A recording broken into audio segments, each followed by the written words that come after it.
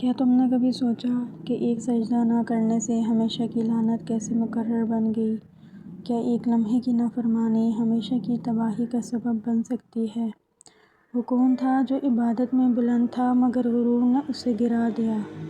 یہ کہانی ہے ایک ایسے مخلوق کی جسے علم بھی تھا، عبادت بھی، مگر اطاعت نہ تھی۔ یہ داستان ہے ابلیس کے انکار کی۔ ابلیس کا قصہ قرآن کی سب سے اہم اور عبرتناک کہانیوں میں سے ایک ہے۔ یہ صرف ایک واقعہ نہیں بلکہ انسان کی پوری زندگی کا امتحان ہے۔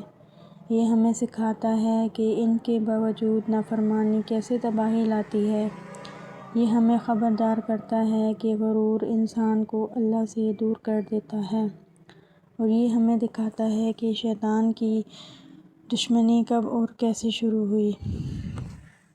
ایک وقت تھا جب ابلیس کو عزت حاصل تھی۔ وہ جنات میں سے تھا مگر فرشتوں کے ساتھ رہتا تھا۔ اس کی عبادت، اس کا تقویٰ اسے بلند مقام تک لے گیا تھا۔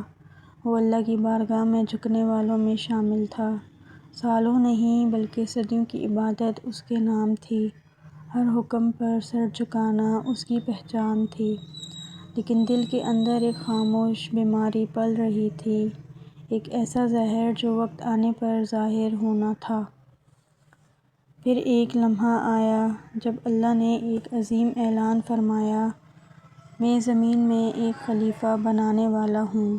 فرشتوں نے سوال کیا مگر اطاعت میں سر جھکا دیا۔ پھر مٹی کو جمع کیا گیا اور ایک نئی تخلیق شروع ہوئی۔ یہ مٹی عام نہ تھی بلکہ خاص حکمت سے چنی گئی تھی۔ حضرت آدم علیہ السلام کی صورت بنائی گئی، مکمل اور متوازن۔ پھر اللہ نے اپنی روح پھونکی اور وہ زندہ ہو گئے۔ علم عطا کیا گیا، نام سکھائے گئے جو کسی اور کو نہ سکھائے گئے۔ یہ وہ لمحہ تھا جب انسان کو عزت دی گئی۔ پھر وہ لمحہ آیا جس نے سب کچھ بدل دیا۔ اللہ نے حکم دیا، آدم علیہ السلام کو سجدہ کرو۔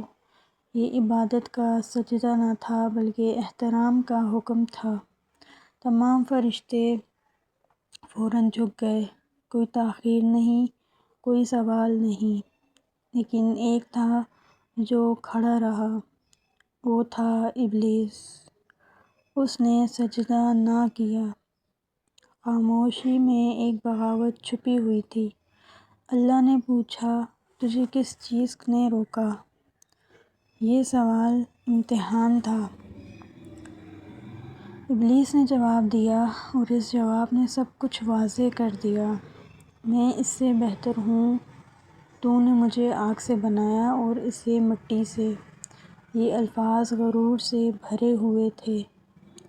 یہ پہلا موقع تھا جب کسی نے اللہ کے حکم کے مقابلے میں اپنی رائے دی۔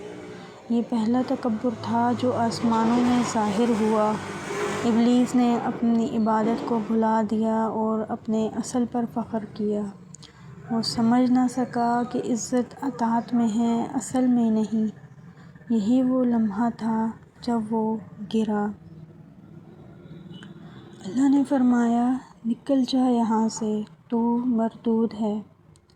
یہ فیصلہ تھا جو ہمیشہ کے لیے تھا۔ ابلیس پر لعنت ہوئی قیامت تک کے لیے۔ لیکن اس نے ایک اور درخواست کی، مجھے مہلت دو قیامت کے دن تک۔ اللہ نے اسے مہلت دی ایک آزمائش کے طور پر۔ پھر ابلیس نے اعلان کیا، میں تیرے بندوں کو گمراہ کروں گا، دائیں سے بائیں سے، آگے سے پیچھے سے۔ یہ اعلان تھا ایک کھلی دشمنی کا۔ لیکن اللہ نے فرمایا، میرے مخلص بندوں پر تیرا کوئی زور نہ ہوگا۔ یہ امید تھی ایمان والوں کی۔